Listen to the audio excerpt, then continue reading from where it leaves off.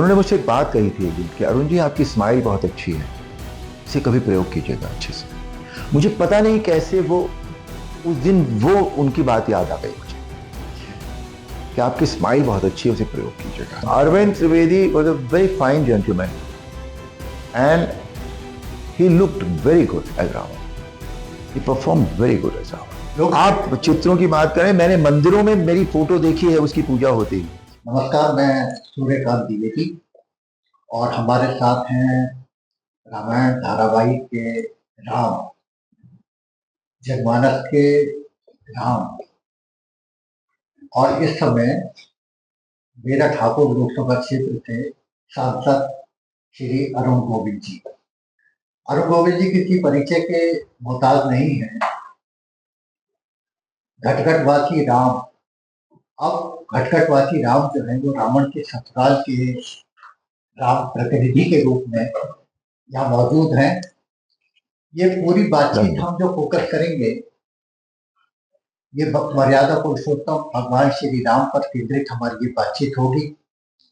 हम उनसे जानना चाहेंगे कि रामायण धारावाहिक में आपका जो किरदार था, आपका जो रोल था, वो आपको कैसे मिला, क्या क्या उस समय परेशानियां आई और किस तरह वो एक जनमानस का एक लोकप्रिय धारावाहिक बना। और खास तौर से कोरोना काल में उसने अपना एक रिकॉर्ड बनाया। तो सर्वप्रथम मैं अरुण गोविल जी से मुखातिब होता हूँ और विजयदशमी पर्व की शुभकामनाओं के साथ अरुण जी आपका स्वागत है। पहले मैं ये जानना चाहता हूँ कि राम का चरित्र आप किस रूप में लेते हैं? बहुत बहुत धन्यवाद आपका और सभी दर्शकों को, सभी सुनने वालों को मेरा नमस्कार। जय श्री राम। श्री राम के चरित्र को हम देखते हैं, मर्यादा पुरुषोत्तम तो है ही, उनको मर्यादा पुरुषोत्तम कहा ही जाता है। वो बहुत धीर हैं, पेशेंस बहुत है उनमें, गंभीर हैं और जो निर्णय उन्होंने लिए हैं वो सभी बहुत सोच विचार कर वो निर्णय लिए गए हैं और वो निर्णय सत्य के पक्ष में लिए गए, वो निर्णय धर्म के पक्ष में लिए गए हैं। जो निर्णय हैं सारे वो निर्णय सब नीति के पक्ष में लिए गए हैं। तो इसलिए जो सकारात्मकता है उनके जीवन में वो भरपूर है। कहीं भी कह नहीं सकते हम कि उन्होंने कोई भी ऐसा काम किया हो, उनसे हुआ हो जो जिसे हम निगेटिव श्रेणी में रख सकें। तो एक ऐसा व्यक्तित्व जो अपने आप में मुझे संपूर्ण लगता है हर तरह से, मतलब that personality can be followed. Yes. आपका सिलेक्शन कैसे हुआ, चयन कैसे हुआ? कितने कितने राम के रूप में तो और लोग होंगे, कैसे हाँ ये ऑफर कैसे आया? हाँ, हालांकि मैं ये बात बहुत बार बता भी चुका हूँ, फिर भी एक बार और सही। मेरे पास ये ऑफर नहीं आया था, पहली बात तो ये। मैं सागर साहब के साथ ऑलरेडी काम कर चुका था। मैंने उनके साथ एक फिल्म भी की थी आनंद सागर के साथ, बादल। और मैं उनके साथ विक्रम और बेताल एक सीरियल उन्होंने शुरू किया था, जो मेरा पहला सीरियल था, वो मैंने कर लिया था उनके साथ। तो तभी मुझे पता लगा था कि वो रामायण उनको मिला है दूरदर्शन से बनाने के लिए। Doordarshan has asked them to make Ramayan. और उस वक्त मेरे दिमाग में अचानक आया था कि मुझे श्री राम का चरित्र करना चाहिए। क्यों आया था ये आज तक नहीं समझ में आया, पर आया था। तो मैंने उनको अप्रोच किया एक दिन ऑफिस में, ऐसे ही मैं जाता ही था ऑफिस में, तो मैं चला गया। मैंने कहा सुना है आप रामायण बना रहे हैं? बोले, हाँ। तो मैंने कहा मुझे राम जी का चरित्र करना है। तो छोटा सा चश्मा लगाते थे वो, पतला बड़ा, ऐसे मुझे देखा ऊपर से नीचे तक ऐसे। तो पहले तो बोले अच्छा, उस अच्छा में बहुत कुछ था। तो मैंने कहा हाँ जी। बोले ठीक है, बताएंगे, जब समय आएगा तब बता देंगे। फिर जब समय आया तो उन्होंने मेरा ऑडिशन लिया और ऑडिशन मतलब बाकायदा पूरा गेटअप वेटअप सब करके एकदम बिल्कुल। हालांकि उन्हें मेरी एक्टिंग कैपेसिटी तो कंदो अंदाजा हो गया होगा जब मैं काम कर चुका था उनके साथ, तो कि मैं किस तरह का एक्टर हूँ, किस तरह का व्यक्ति हूँ, कैसे सेट पे बिहेव करता हूँ, सारी चीजें तो थी। Maybe he wanted to see me how do I look in this getup, but he didn't like me. He rejected me outright, and then they selected somebody else. तो in the mean time उनके जो बेटे थे वो मेरे मित्र थे, मित्र हो गए थे, बन चुके थे। तो they kept on saying, insisting कि मैं भरत का रोल कर लूं, लक्ष्मण का रोल कर लूं, मुझे बहुत अच्छे अच्छे रोल्स हैं ये। ऐसे नहीं, मुझे रोल नहीं करना था, मुझे श्री राम का चरित्र करना था। उसके लायक अगर मैं नहीं हूं, आप अगर सागर साहब मुझे उसके लायक नहीं देख पाते हैं तो ठीक है, इट्स ओके। हालांकि मुझे जब मैंने तय किया था कि मुझे श्री राम का चरित्र करना है, तो मेरी फैमिली ने, मेरे फ्रेंड्स ने, मेरे और वेल विशर्स ने, सबने ये कहा कि तुम ये क्यों कर रहे हो, माइथोलॉजी इस वक्त उसका कोई ग्रेड नहीं है, थर्ड ग्रेड की चीज मानी जाती है माइथोलॉजी इस समय। तो तुम क्यों अच्छे कमर्शियल फिल्में कर रहे हो, तुम अच्छा तुम्हारा बिजी हो, तो क्यों ये स्टेप क्यों लेना चाहते हो। बट आई डोंट नो, मेरे दिमाग में था कि नहीं मुझे करना चाहिए, पर एनीवे वो हुआ नहीं फिर।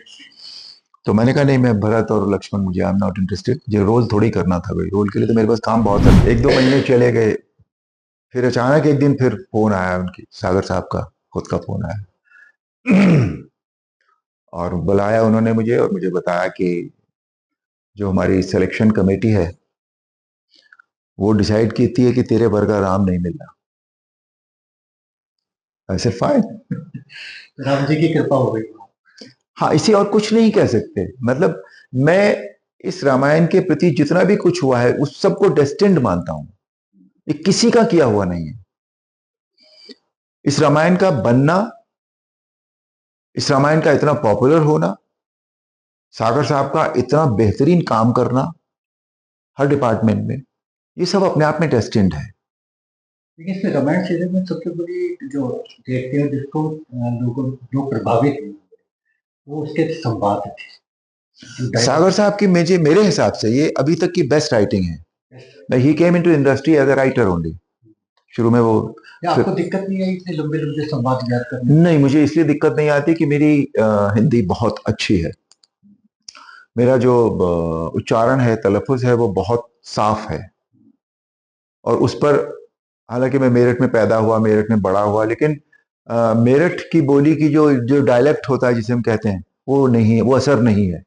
हालांकि मैं जब चाहूं तो बोल पाता हूँ, मेरठ का डायलेक्ट भी अच्छे से बोल पाता हूँ, सारे शुद्ध हिंदी में थे, पर बिल्कुल शुद्ध हिंदी में थे। मतलब क्योंकि मैं संस्कृत भी बहुत अच्छी पढ़ता हूँ, बहुत अच्छा बोल पाता हूँ संस्कृत भी। तो मेरा जो उच्चारण है वो बहुत साफ है, बिल्कुल क्लीन है एकदम। सबसे लंबा डायलॉग कोई याद है? नहीं, सबसे लंबा तो याद नहीं है, पर मुझे याद है एक दिन रात हो गई थी काफी, और हम एक शॉट ले रहे थे। उस शॉट में वो उस तरह का था कि बीच बीच में लोगों के संवाद होने थे, उनका काम हो चुका था। तो मैंने सागर साहब से कहा कि इस पूरे सीन को हम एक ही बार में करते हैं, मेरा जितना पोर्शन है वो मैं सब एक बार में बोलता चला जाऊंगा। मेरा पोर्शन, मेरे जो एक्सप्रेशन हैं दूसरों के डायलॉग पे, वो सब भी मैं साथ में आपको पूरा एक में दे देता हूं। तो बोले ठीक है सर। वो शॉट 14 मिनट का था, नॉन स्टॉप, जिसमें मेरे डायलॉग्स थे, मेरे एक्सप्रेशन थे, बीच में दूसरों के डायलॉग थे, जो क्यू भी नहीं लेना था। मैंने कहा नहीं, मुझे क्यू भी नहीं चाहिए, मुझे पता है उन्होंने क्या बोला है, मैं उसके आगे का अपने आप बोल दूंगा। तो वो सब करने के बाद 14 मिनट का वो शॉट था, और 14 मिनट का पूरा शॉट होने के बाद भी मुझे आवाज नहीं आई सागर साहब की कट की। तो मैंने देखा कि वो रात इतनी हो गई थी, वो ही हैड स्लेप्ट। कट बोलना पड़ा उसको, आई सेड करेक्ट। उस पर वो जगह थे, मुझे याद है। तो 14 मिनट का जो शॉट था वो अब रामायण का मेरा सबसे लंबा एक शॉट था। लेकिन जो प्रभावित जिन लोगों ने किया वो आपके आपके एक्सप्रेशन से बिल्कुल शांत, धीर, मौन और धीरे से संवाद अदायगी। आपको क्या लगता है आपकी बेस्ट परफॉर्मेंस क्या रही? Expression, role, dialogue? नहीं, ओवरऑल परफॉर्मेंस को, मेरा जो परफॉर्मेंस की परिभाषा है वो कोई एक एरिया नहीं है। मतलब उसमें संवाद बोलने का जो तरीका है, संवाद कैसे बोले गए, एक्सप्रेशंस कैसे दिए गए, कैरेक्टर को आपने सोचा कैसे मन में, उसको क्या आपने डिजाइन किया है उस कैरेक्टर को कि वो किस तरह का कैरेक्टर रहा होगा। अब राम जी की ऊपर फिल्में जो एक आध पहले कभी बनी है, वो बहुत पहले बनी है, उनको उस वक्त एक्टिंग का स्टाइल भी अलग था। मुझसे कहा भी, जो हमारे सीनियर एक्टर्स थे, चंद्रशेखर जी थे जैसे, जिन्होंने सुमंत्र का रोल किया था, उन्होंने कहा कि तुम वो फिल्म देख लो, प्रेम अदीप की एक फिल्म आई थी, बहुत हिट हुई थी, वो फिल्म देख लो। आशिर नहीं, मुझे कुछ नहीं देखना है।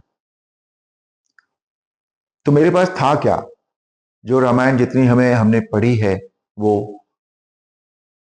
और दूसरा जो हमारे पास हमारे घरों में जो राम जी की तस्वीरें लगी हैं, जिनकी हम पूजा करते हैं, वो किस तरह के भाव होते हैं, तो वो उसमें वो कामनेस और वो सारी चीजें दिखती हैं।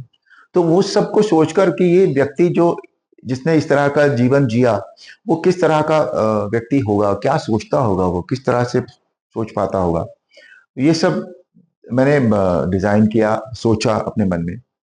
और आपको एक घटना बताता हूँ कि ये करने के बाद, शूटिंग से पहले हमने एक बार फिर से अपना गेटअप टेस्ट और स्क्रीन टेस्ट जैसा एक होता है कि भाई हम किस तरह से बोलेंगे, वो हम डिसाइड कर लें इसमें। तो हम मेरे सागर साहब ने हमने वो किया, और उस दिन जो हमने किया उसमें ये लग रहा था कि अरुण गोविल, ये जो एक्टर सामने खड़ा है, ये एक्टर है, ये राम नहीं है। ये राम की एक्टिंग कर रहा है, राम नहीं है। ऐसे नहीं सर, मजा नहीं आया। मुझे वो फील नहीं आ रहा जो इस एक भगवान को देखकर आना चाहिए। तो क्या कमी थी उसमें? उसमें कमी थी वही, जो एक गॉडली फील होता है ना, वो कैसे आएगा इस चेहरे पर? फिजिकली ये सब ठीक है, एवरीथिंग इज फाइन, थोड़ा डिवोशन की। वो कैसे, वो लोगों को ये कैसे लगे कि ये व्यक्ति जो है वो भगवान है? क्योंकि राम जी के कैरेक्टर में राम ने इंसान होते हुए ये भी कई जगह दर्शाया है कि लुक, मैं भगवान हूं, डोंट। कहा नहीं कभी भी उन्होंने, उन्होंने कहा कि मैं सब जानता हूं क्या हूं। वो एक सौम्यता, पवित्रता उस चेहरे में दिखनी चाहिए।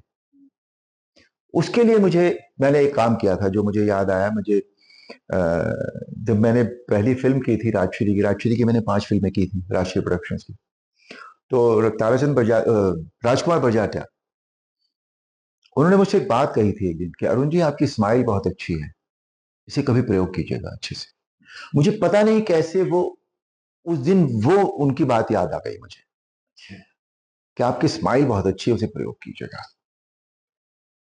और थोड़ी देर बाद मैंने वही स्माइल प्रयोग की, और उसके साथ हमने शॉट लिया। मैंने वो स्माइल अपने फेस पर फील की।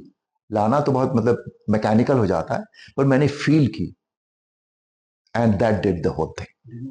वो स्माइल हिट हो गई। वो मुस्कुराहट ने इस चेहरे को भगवान का स्वरूप दे दिया।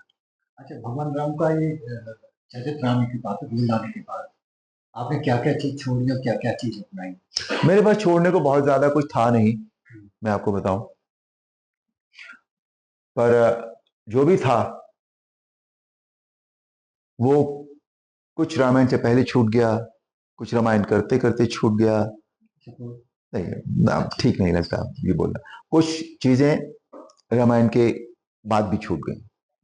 वो जीवन ने कहीं एक अंदर, आप कह सकते हैं कि एक आध्यात्मिक करवट कहीं चल रही थी जीवन में। मैं बहुत ज्यादा हा हा हु करना और वो सब मेरे फितरत में वैसे भी नहीं था, पहले भी नहीं था। मैं शुरू से शांत रहा हूं, और I am more an observer basically, and people say that I am a good listener. तो ये शुरू से रहा है मेरे साथ। ये इन चीजों ने भी मुझे वो कैरेक्टर को समझने में और उसको डिजाइन करने में हेल्प की। जो ऑटोमेटिकली कुछ चीजें थी मेरे अंदर, बहुत ज्यादा मुझे कहीं से बटोर कर नहीं लानी पड़ी। वो राम की चरित्र के जो गुण हैं, वो कहीं मेरे अंदर थे, बिल्ट इन। अच्छा, ये बताया जी, उस समय जो राम रावण का युद्ध दिखाया गया, उस समय तो बहुत ज्यादा ऐसी हम तकनीकी दृष्टि से बहुत मजबूत भी नहीं थे। कुछ भी नहीं था। कुछ भी नहीं था। कैसे फिल्माया गया वो सब राम रावण? वो टेक्निक थी उस वक्त, मतलब अब स्पेशल इफेक्ट नाम की तो कोई चीज हार्डली होती ही नहीं थी बिल्कुल भी। मतलब एक कैमरामैन होते थे जो स्पेशल इफेक्ट नॉर्मली किया करते थे, रवि नगाइच डायरेक्टर थे वैसे वो। तो उनको बुलाया गया था कुछ दिन के लिए। वो जब तीर वीर जो चलते थे वो ऐसे, वो भी मतलब अब आज देखिए तो वो लगता है कि आज के मुकाबले में तो वो कुछ भी नहीं है, पर आज भी पता नहीं क्यों वो तीर भी चलते हुए अच्छे लगते हैं। है ना? बच्चे जो आज गेम्स खेलते रहते हैं, वीडियो गेम्स, कितने फास्ट गेम्स हो गए हैं, ट्रांसफॉर्मर्स, फलाना धमाका, ये वो आयरन मैन, ये वो, पर वो तीर भी उन्हें बच्चों को भी अच्छे लगते हैं आज। Arvind Trivedi was a very fine gentleman and he looked very good as Ravan. He performed very good as Ravan. Ravan को आप किस रूप में देखते हैं दर्शाना? रावण बहुत विलक्षण प्रतिभा के धनी थे, सब जानते हैं, ब्राह्मण थे, वेदों में पारंगत थे, और उनका चरित्र का एक पहलू ये है, सीधा सीधा अगर आप देखें तो वो उन्होंने एक व्यक्ति की पत्नी को उठा लिया, उसे ले गए और उसको बदला लेने के लिए ले गए थे, अपनी बहन का बदला, नाक कान काटे थे शूर्पणखा के, उसका बदला लेने के लिए उन्होंने उसकी पत्नी को उठा लिया, राम जी के ले गए वहां पर, और पत्नी वापस नहीं की। युद्ध हुआ, अपने परिवार को, अपने सब सब खत्म हो गए। तो एक तरह से एक इनका ये पक्ष अगर आप देखें तो बहुत ही जिद्दी किस्म का व्यक्तित्व था वो। पर दूसरा व्यक्ति वो अगर आप देखें तो उनसे ज्यादा चतुर कोई भी नहीं था। उन्होंने एज राक्षस जितने कर्म किए, उससे ये तय था कि वो मोक्ष की पदवी नहीं मिलेगी उनको। तो अगर मोक्ष उन्हें चाहिए, मोक्ष चाहिए होता है क्योंकि वेद पढ़े थे उन्होंने, ब्राह्मण थे, मोक्ष तो चाहिए था, तो मोक्ष कैसे मिलेगा? क्योंकि वो इतने पाप कर चुके थे, इतने ऐसे कर्म कर चुके थे। ये थी उनकी चतुरता कि उन्होंने श्री राम से बैर इसलिए मोल लिया। वो सीता जी को ले गए उठाकर, सीता मैया को ले गए उठाकर, पर उसको हाथ नहीं लगाया उन्होंने। उनका लिखा शिव तांडव विश्व पढ़ा। हाँ। शिव के इतने बड़े भक्त थे वो। तो शुरू की जो उनका जीवन है वो दूसरी तरह से बीता। तो और ये यहां से जो उनका जीवन शुरू हुआ जब, वो बिल्कुल दूसरी तरह से बीता है। तो उनको ये समझ में आ गया था कि मुझे अगर मोक्ष चाहिए तो मुझे भगवान के हाथों से मरकर मिलेगा। और ये भी उन्हें समझ में आ गया था कि ये जो व्यक्तित्व है ये भगवान है, इसलिए उन्होंने जमकर बैर मोल लिया। जो रामायण के नकारात्मक पक्ष जैसे कि कई मंत्रा, इनके बारे में आपकी राय क्या है? इनके बारे में लोग ये कहते हैं कि अगर केकई नहीं होती तो भगवान राम राम नहीं, मंत्रा नहीं होती तो शायद कोई भी चीज तब तक ठीक नहीं होती जब तक कि उसमें पॉजिटिव के साथ निगेटिव ना हो, तब तक तो कोई कहानी ही नहीं बनती। सिर्फ पॉजिटिव पॉजिटिव कहानी कोई कहानी नहीं होती, उसमें निगेटिविटी का होना जरूरी होता है। जब तक विलेन ना हो तब तक हीरो को कैसे मौका मिलेगा अपना हीरोइज्म दिखाने का? कहा जाता है कि भगवान राम ने जो है सभी पिछड़े वर्ग को जोड़ा, दलित वर्ग को जोड़ा, और उनको ये मानते हैं कि आतंक के खिलाफ, आतंकवाद के खिलाफ अगर कोई सबसे पहला कोई महानायक था भगवान राम रहे। आपके बारे आपकी थिंकिंग क्या है? नहीं, बिल्कुल ठीक है, आपने आपने बिल्कुल ठीक कहा। देखिए, शुरू में जब वो गुरुकुल में थे तो उन्होंने अपने भाइयों को जिताने के लिए बहुत कुछ कर दिया। छोटी छोटी घटनाएं हैं। उस वक्त का एक मित्र निषाद राज जब वनवास के लिए निकले तो उसका स्वागत गले लगकर किया। तो उस वक्त कोई भी रूढ़िवादी बातें या इस तरह की बातें वो नहीं थी। उन्होंने सबका जो बेर खिलाया भीलनी ने, वो दलित जाति की थी, उनके हाथ से उनके छूटे बेर खाए उन्होंने। तो इट सेज कि उनके लिए इन बातों का कोई महत्व नहीं था, बल्कि उन्होंने बताया कि नहीं, ये हम सब एक जैसे हैं बिल्कुल। तो वो सारा था ही उनके, जो जिसे हम कहते हैं कि हम समाज को एक समाज सुधारक के रूप में अगर हम उनकी वो देखें काम, तो वो बहुत बड़ा है। विजयदशमी पर क्या संदेश देना चाहिए? सर, संदेश जो है बेसिकली ये तो है ही कि हमें अपने देश को एक बहुत मजबूत राष्ट्र हम बनाए, एक अच्छा समाज बनाने का संकल्प लें। मुझे कई बार मेरी बहुत सोच में आता है ये कि हम आज जातियों को लेकर बहुत ज्यादा, मतलब आप यूं कहिए बहुत ज्यादा एक्सट्रीम पर, ये जो सब्जेक्ट है ना, ये एक्सट्रीम पर पहुंच जाता है कभी भी। हम ये क्यों नहीं सोच पाते कि हम समाज का एक अंग हैं और सब अंग एक जैसे क्यों नहीं हो सकते? हम क्यों जातियों में फंसते हैं इतनी बुरी तरह से? मैं कल की घटना बताता हूं। मैं कल एक माता की चौकी में गया यहाँ मेरठ, और वहां जो माइक पर थे उन्होंने ये कहा कि यहाँ सभी जातियों के लोग हैं, ये भी जाति है, ये भी जाति के लोग हैं, ये भी जाति के लोग हैं, ये भी जाति के लोग हैं। मैंने जब माइक लिया तो मैंने उनसे कहा, उनसे नहीं कहा, सबसे कहा, मैंने कहा इन्होंने ये बता दिया कि 4-6 जातियों के लोग यहाँ बैठे हुए हैं। मैं सिर्फ ये कहना चाहता हूं कि हम सब यहाँ बैठे हुए हैं, बस। ये बताने की क्या जरूरत है कि ये फलानी जाति का है, ये फलानी जाति का है? उससे कोई फर्क पड़ जाता है क्या? आप सब एक जैसे बैठे हो, सब एक दूसरे के बराबर में बैठे हुए हैं, तो यहां तो आप एक समान हुए ना। जब आप यहां एक समान हो सकते हैं तो अब दूसरी बातों में भी आप एक समान क्यों नहीं हो सकते? वाई? तो मुझे लगता है जो जातिवाद जो है, ये इसका अतिरेक हो गया है, एक तरह से आप यूं कह सकते हैं। ये इसको हमें संभालना चाहिए देश के लिए। आपके और दीपिका जी के राम के और सीता के पोस्टर लगने लगे, तो कुछ वाकया याद है कि मतलब आपको कैसा लगता था? आपको तो मेरे ख्याल से घर से निकलना भी मुश्किल हो जाता होगा उस दौरान। that was part and parcel of the adulation which you get. इसके दोनों तरीके होते हैं, या तो आप अपना दिमाग खराब कर लें अपनी शोहरत देखकर, है ना, या आप उसे एंजॉय कर लें। अभी भी वैसे चित्र दिखाई दे जाते हो बहुत है। लोग। आप चित्रों की बात करें, मैंने मंदिरों में मेरी फोटो देखी है उसकी पूजा होती हुई।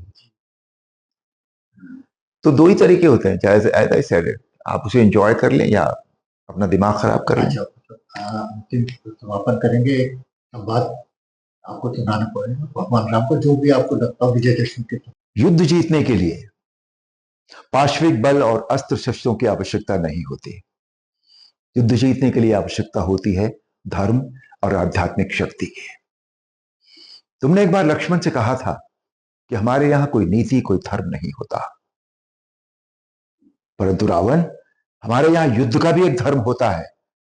हम निहत्थे शस्त्रहीन शत्रु पर कभी वार नहीं करते। यह है रघुवंशियों की वीरता। अब जाओ, कल फिर शस्त्र लेकर आना। रावण फिर शस्त्र लेकर आते हैं जब अगले दिन, तब हम सब जानते हैं कि क्या हुआ। अनीति पर नीति की विजय हुई, अन्याय पर न्याय की विजय हुई, असत्य पर सत्य की विजय हुई, और अधर्म पर धर्म की विजय हुई। हर हर महादेव, हर हर महादेव, हर हर महादेव। जय श्री राम।